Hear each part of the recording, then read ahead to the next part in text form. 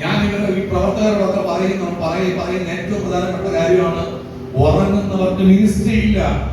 Hello, എന്റെ കൂടെ ഉണ്ടോ? ആമേൻ. ഒരു ദിവസം നിങ്ങൾ എത്ര മണിക്കൂർ ഉറങ്ങുന്നു എന്നുള്ളത് നിങ്ങളൊന്ന് ചിന്തിച്ചു നോക്കണം.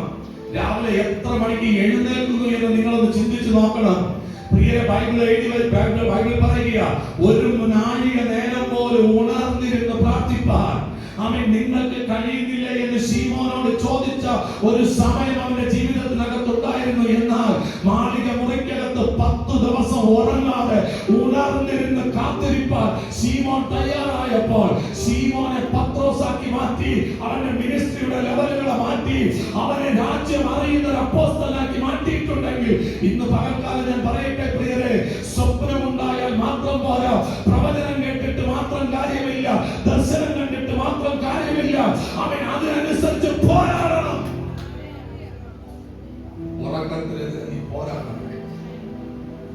ഉറക്കത്തിനെതിരെ പോരാടണം. ചില ആൾക്കാർ പറയാറില്ലേ, പാസ്റ്റർ ബൈബിൾ എടുത്ത് കണ്ണു ഉറങ്ങണ്ട, അതിനോട് എന്ത് വരും? പോരാട്ടോ. സുരേഷ് ബാബു പറഞ്ഞൊരു പദമുണ്ട്, ഒരു ദൈവ പൈതലിന് പോരാട്ടമുള്ളത് കുടുംബ ജീവിതത്തിനകത്തല്ല, ഒരു ദൈവ പൈതലിന് പോരാട്ടമുള്ളത് വാഗ്ദത്തത്തിനകത്താണ്. നീ വാഗ്ദത്തത്തിനനുസരിച്ച് യാത്ര ചെയ്യുകയാണെങ്കിൽ അതിനകത്താ പോരാട്ടം. നീ ബൈബിൾ കൈകൊണ്ട് തൊട്ടാൽ അവിടെ പോരാട്ടം വെളിപ്പെടും. പ്രാർത്ഥനയ്ക്ക് മുട്ടുമടക്കിയാൽ അവിടെ പോരാട്ടം വെളിപ്പെടും. ആമേൻ. നീ എന്നൊന്ന് ഉപവസിക്കണം തീരുമാനിക്കോ, അന്ന് പോരാട്ടം വെളിപ്പെടും. അതുവരെ ഇല്ലാത്ത പ്രശ്നം നിന്റെ വീട്ടിനകത്ത് ഉണ്ടാകും. അതുവരെ ഇല്ലാത്ത രോഗം നിന്റെ ജീവിതത്തിനകത്ത് വരും. അതുവരെ ഇല്ലാത്ത പ്രതിസന്ധികൾ നിന്റെ ജീവിതത്തിനകത്ത് വരും. ആമേൻ. ഒരു ജലദോഷം തരുമ്പോൾ, ഒരു പനി തരുമ്പോൾ, ഒരു വേദന വരുമ്പോൾ നീ എല്ലാം മടക്കി വീട്ടിനകത്തിരുന്നാൽ അന്ന് തീരും പിശാച്. ഹലോ, പിശാച് തീരുന്നതല്ല, ആമേൻ, പിശാചിന്റെ മുമ്പിൽ നീ തീർന്നത്.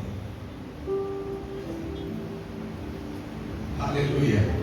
എന്ത് ചെയ്യണം? വർദ്ധിക്കണം. എവിടെ വർദ്ധിക്കണം?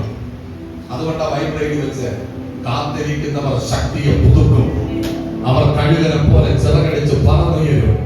ആമേൻ. ബലഹീനരാണോ? ഞാൻ ബലം കൊടുക്കും. ശക്തി ക്ഷീണിച്ചവരാണോ? ഞാൻ അവർക്ക് ശക്തി കൊടുക്കും. എന്നിട്ട് അവിടെ പറയുക, അവർ ഓടുമ്പോൾ ക്ഷീണിക്കത്തില്ല, അവർ നടക്കുമ്പോൾ ബലഹീനമാകത്തില്ല. ഇന്ന് പകൽക്കാലം ഞാൻ പറയട്ടെ പ്രിയരെ, ജീവിതത്തിൽ ഓടിത്തളർന്ന് അകത്ത് വേദന സഹിക്കാൻ പറ്റാതെ ഹൃദയത്തിൽ ഭാരവുമായിട്ട് ചൂരച്ചെടിയുടെ ചുവട്ടിൽ തളർന്നു കിടന്ന വാഗ്ദത്തമുള്ള ഏലിയാവിനെ ലോകം കണ്ടില്ല, പക്ഷെ സ്വർഗം കണ്ടു പ്രിയരെ. അന്ന് അവിടെ അതിനകത്ത് ദൈവം ഇറങ്ങി വന്നിട്ട് ഏലിയാവിനെ